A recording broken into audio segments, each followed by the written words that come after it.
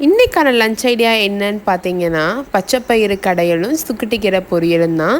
சூடாக ரைஸ் கூட பச்சைப்பயிறு கடையலும் சுக்குட்டிக்கீரை பொரியலும் பண்ணி சாப்பிடும்போது ரொம்பவே டேஸ்ட்டாக இருக்கும். இந்த பச்சைப்பயிறு கடையல் பார்த்தீங்கன்னா, நார்மலாக எல்லோரும் செய்கிற மாதிரி வெறும் பச்சைப்பயிரை பச்சை மிளகாய் போட்டு கடைய மாட்டேன். கொஞ்சம் மிளகாத்தூள் இதெல்லாம் போட்டு தான் கடைவேன். ரீசெண்டாக ஒரு விஷயம் நடந்துச்சு. என்னென்னு பார்த்தீங்கன்னா, பாப்பாவோட ஃப்ரெண்டு ஒருத்தி வீட்டுக்கு வந்திருந்தா. அப்போ நான் வந்து அவளுக்கு ஸ்நாக்ஸ் எடுத்து கொடுக்கும்போது அவள் வேண்டாம் அப்படின்னு சொல்லி சொன்னான்.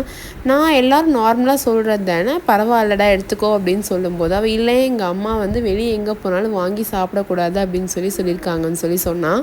இந்த பழக்கம் வந்து எனக்கு தெரிஞ்சு ரொம்பவே நல்ல பழக்கமாக தான் தெரியுது.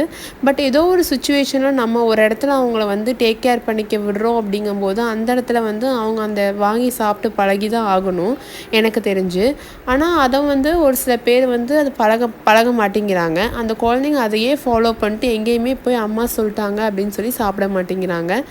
எந்த பழக்கம் கரெக்டு, எந்த பழக்கம் தப்பு அப்படிங்கிறது எனக்கு புரியல. நீங்கள் உங்கள் குழந்தைங்கள எந்த மாதிரி வளர்த்துருக்கீங்க, எது கரெக்டு எது தப்பு அப்படிங்கிறது மறக்காமல் கமெண்ட்டில் ஷேர் பண்ணுங்கள். இன்றைக்கி சுட சுட பச்சைப்பயிறு கடையல் நல்லா குழம்பு மசாலா வீட்டில் அரைச்ச மசாலா போட்டு ரெடி பண்ணிட்டேன்.